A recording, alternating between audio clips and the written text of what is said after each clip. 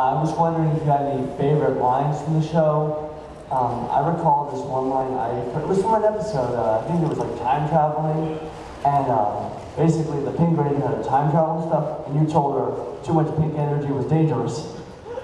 So I was wondering if you had any favorite lines or quotes from the series. A lot of my favorite lines are the ones that everybody repeats all the time. It's Morphin time, or morph to the command center immediately.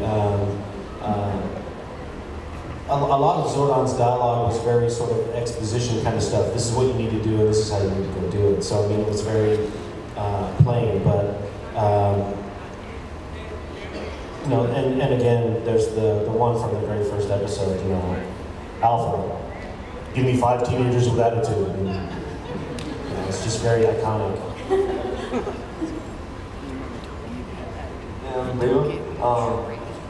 I'm gonna say I never actually grew up with the toys themselves, but that's what really influenced me from Power Rangers. I actually had a cousin who actually got the majority of the toys.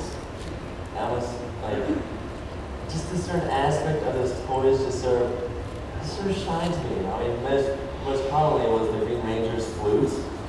But like just like the Megazords alone, they were kind of like Transformers in a way. They just sort of click them together and just make even bigger robot. Just playing with them was just, of course, childhood memory. I must say it's most great. And considering that they continue that to every Power Rangers, it's great. I just love it. Yeah. I always love how the Zords were very specifically shaped as the dinosaur or the mastodon or the pterodactyl, and yet when they joined together, you could not figure out which one it was. Oh, that's amazing. God, most of them are so expensive these days, though. A lot of people remember Power Rangers for you really being like a mentor character, but I think like on a level, like it's almost you were a father figure to Boy Rangers, even more than a mentor. Because one of my favorite memories of Power Rangers is after you left, Tommy was with Demetria, and Demetria is talking, and Tommy just kind of loses it for a second. It's like, Zordon would have did this, and you know, this is not how Zordon did it. And that kind of shows it to a different level. Also, when Jason, like after Tommy left and Jason felt really bad, it was those type of moments that it was like, okay, that's more of what a father figure would do, or the mentor. I mean, mentor kind of guides you. But you know, the Rangers, after all of them leaving, you know, when they had to do other things, and Zordon was like, no, we knew that, you know, you're not going to be Rangers your entire life. I want you to do other stuff. It felt even more than a mentor figure, more of a father figure. How do you feel about just kind of being that sort of influence, and even after you were gone as a character, it still kind of kept that lasting influence on people? Again, I think it's a credit to the writers that they really understood that this was a very special time for these characters in their lives. They weren't going to be Power Rangers forever. They had a specific destiny for that period of time, and then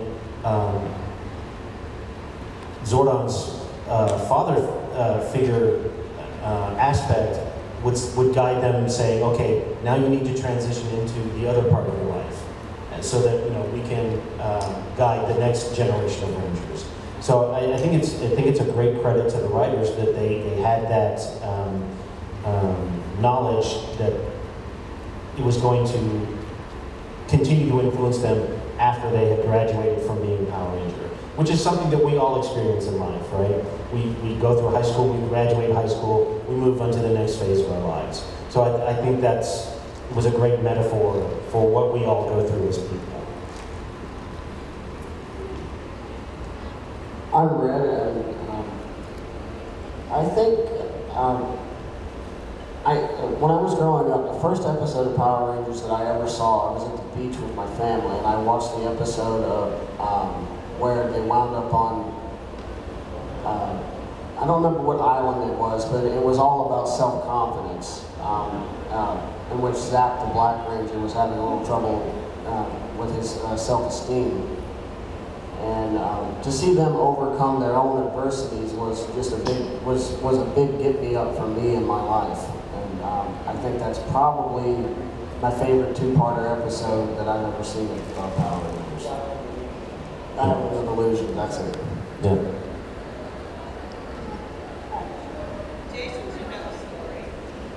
Is that one like your marriage story? Anyone else? Any one of them. I guess with me, the Nike Power Rangers was going to be a big part of my life. It had to be the Green with Evil saga. That big long 5-part. They did 1 part a day, every day after school, and I was just absolutely hooked. Now looking back on it, I realize exactly how cheesy everything about it was, but I still will sit down and pop on Netflix and just gentlemen like, what are you watching? Power Rangers. You're watching the Evil Green Ranger arc again, aren't you? No!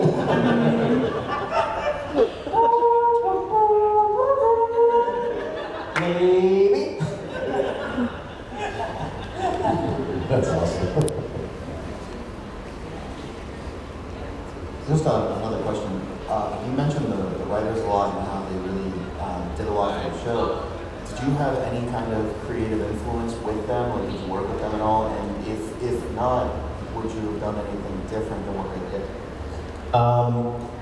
When I was hired as the character and the voice actor for the first season, I got to develop a really good relationship with Tony Oliver, who was the head of the writing staff for the Power Rangers at that time.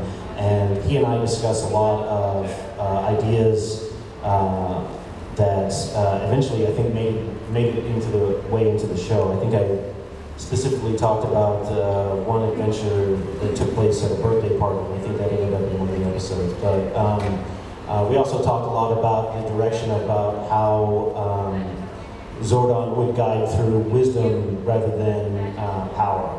And how the Rangers would always have to earn the right to get the new equipment rather than just it being handed to them, because we just wanted to make sure that the show and the kids understood that all of the powers that the Rangers had was something that they needed to earn rather than just be handed to them. The 5 kids in the show were picked for very specific reasons. Because even before they became Rangers, you saw Jason was very helpful, and he was trying to, guide the other kids in the martial arts and stuff like that. So all of the other kids in the show had aspects that Zordon saw in them and said, "You're going to be chosen for this." And so, yeah, we just had a lot of talks. I mean, if I had stayed in LA, I might have ended up writing a number of the episodes, but that just wasn't the direction that my life took at that time. So.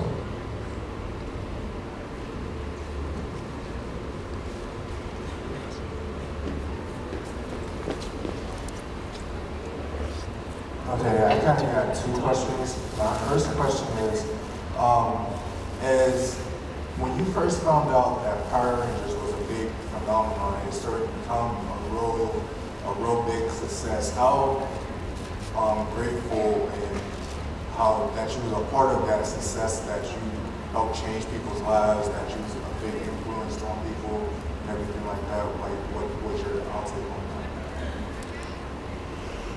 that? When I realized how big the show was getting, it was very odd because at the time, I didn't look the way I do now. I still had all of my hair, and so it's not like anybody would recognize me on the street. But I thought that it was really flattering or exciting to know that this show was really big. I got interviewed by the Pittsburgh Post-Gazette. I did an interview with Sentai Magazine. So it was really nice to be a part of the whole thing. But it didn't really hit me until a couple of years ago when one of my friends pointed out, he goes, you realize that millions of people know who you are? And I was like, wow, okay, yeah, I guess that's right. And it's, I don't want to say it's frightening in a way, because it's not frightening, it's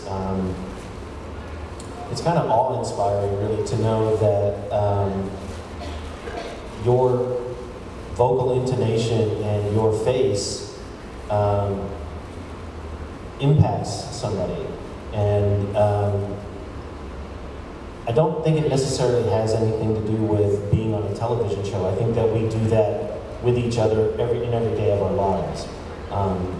And I think a lot of the lessons that are taught in shows like Power Rangers are very influential on young children and teenagers, and really sort of trying to help them, guide them to do the right thing. Because you never know when you're going to affect or influence somebody in their life.